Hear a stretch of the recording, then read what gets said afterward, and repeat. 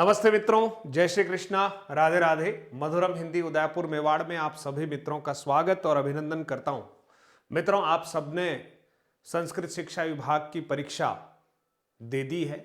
17 नवंबर को आपने जीके का पेपर दिया है और 18 नवंबर को आपने हिंदी विषय का पेपर दिया है।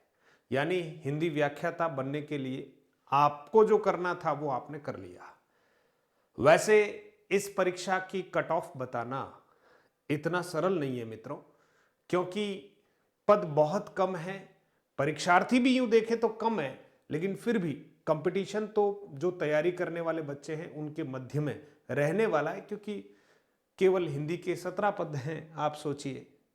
और 17 व्यक्ति लेने हैं, दुगुने में 34 लेंगे, है ना। और फाइनल कट ऑफ में 17 लोग लेंगे। अब आप मान लीजिए कि अगर 10,000 लोगों ने, हिंदी वालों ने परीक्षा दी, 10,000 में से 34 लोग लेने हैं, है ना, तो एक कट ऑफ तो मित्रों अधिक रहनी ही है, ऐसा एक अनुमान है। तो आप सभी मित्रों को कट ऑफ बताने का एक प्रयास अनुमान के आधार पर, वैसे मन हुआ कि कट ऑफ नहीं बतानी है, क्योंकि इस परीक्षा की कट ऑफ बताना इतना सरल सा नहीं है।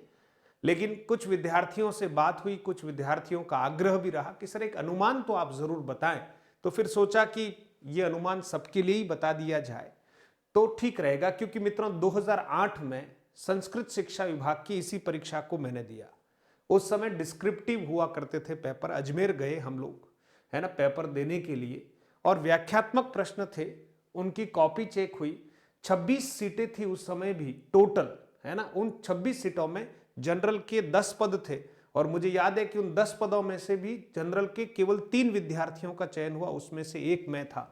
और मैंने उस समय 2008 की वैकेंसी है, और 2010 में हमारा जो है रिजल्ट आया, है ना, सब कुछ होने के बाद, इंटरव्यू होने के बाद, तो उस समय आरपीएससी टॉप करने का एक सौभाग्य मुझे माता पिता गुरुजनों के आशीर्वाद से, क्योंकि जब ये मैं बोलता हूं तो मुझे अच्छा नहीं लगता, क्योंकि टॉप करना ठीक है, लेकिन उस बात को किसी अभिमान के साथ प्रस्तुत करना मेरी डिक्शनरी में नहीं है मित्रों। तो मैं बहुत विनम्रता पूर्वक कह रहा हूं कि इस वैकेंसी में मैंने उस समय टॉप किया था। और मुझे लगता है कि पद कम है, लेकिन हमारे विद्यार्थियों ने मेहनत भी की है। निश्चित तौर पर जो गंभीर विद्यार्थी, उन्होंने पूरी अच्छी तरह से तैयारी की। हिंदी का पेपर मैं सरल नहीं मान रहा हूं, बहुत अच्छा पेपर था, लेंदी पेपर था, अवबोध पर आधारित प्रश्न पत्र था, रट्टाफिकेशन वाला कार्यक्रम कम था, है ना। कोई भी प्रश्न इतना सरल नहीं था, आपको 4 ऑप्शंस में काफी कुछ दिमाग लगाना पड़ा है। और जीके का पेपर भी एक अच्छा औसत पेपर रहा। तो ऐसी स्थिति में मैं एक अनुमान लगा रहा हूं, और इस अनुमान को आप माने न माने ये आपके ऊपर निर्भर करता है। इसलिए किसी भी प्रकार से आप ये कि ये सर ठीक नहीं है, ऐसा नहीं होगा, वैसा नहीं होगा, वो आपके भी विचार हैं, उनका भी स्वागत है। लेकिन मैं एक अनुमान लगा रहा हूं, और आप भी कमेंट बॉक्स में अपना एक अनुमान लगाएं, ताकि बहुत सारे विद्यार्थियों तक ये बात पहुंचे कि ये अनुमान ठीक है या नहीं है ना।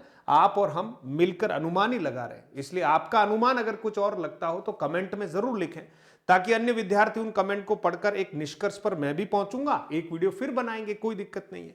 तो मित्रों, ऐसा लगता है कि जनरल के जो विद्यार्थी हैं, ठीक है, उनका अगर जीके के 75 प्रश्नों में से, एक मैं बता रहा हूं हाईएस्ट अनुमान है मेरा, ठीक है, 50 से 55 प्रश्न जिसने ठीक किए हैं, है ना, उनकी संभावनाएं प्रबल होगी। और हिंदी में जिन्होंने 120 से 30 प्रश्न अटेंड किए हैं बिल्कुल ठीक, उनकी संभावना बहुत प्रबल होगी। ओबीसी और जनरल में कोई अंतर रहने वाला नहीं है, ऐसा मुझे लगता है। एक आध 2 नंबर का कहीं अंतर रह जाए तो अलग बात है।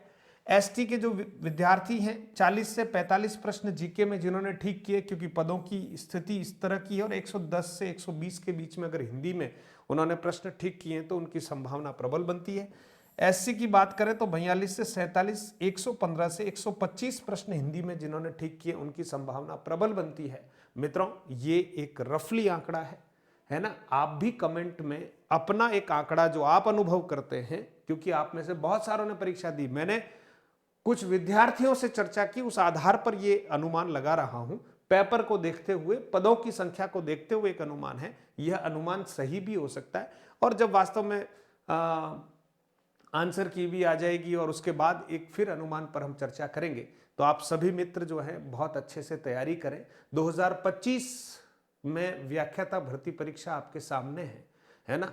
आप इस पेपर में कैसा आपने किया, बस यही एक तरीका रहेगा।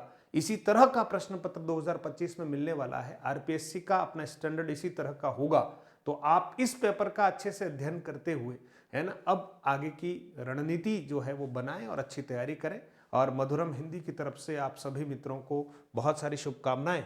और आपसे आग्रह करूंगा कि आप अगर तैयारी कर रहे हैं तो मधुरम हिंदी प्रो हमारा एप्लीकेशन है, इस एप्लीकेशन को आप डाउनलोड करें, है ना। और हमारी जो लाइव क्लासें हैं यूट्यूब पर 9 बजे, वो तो आप देखें ही। इस एप्लीकेशन को डाउनलोड करके 2 टेस्ट सीरीज जो हमने सभी विद्यार्थियों के लिए फ्री कर रखी, उसका लाभ लें। और एक हिंदी व्याकरण का कॉम्प्लीमेंट्री कोर्स सभी विद्यार्थियों के लिए फ्री है। तो कम से कम जो फ्री कोर्सेज और टेस्ट सीरीज है उनका लाभ लीजिए मित्रों, है ना। और आप जो है अच्छी तैयारी कीजिएगा। आपके उज्जवल भविष्य की अग्रिम शुभकामनाएं देता हूं। बहुत बहुत धन्यवाद।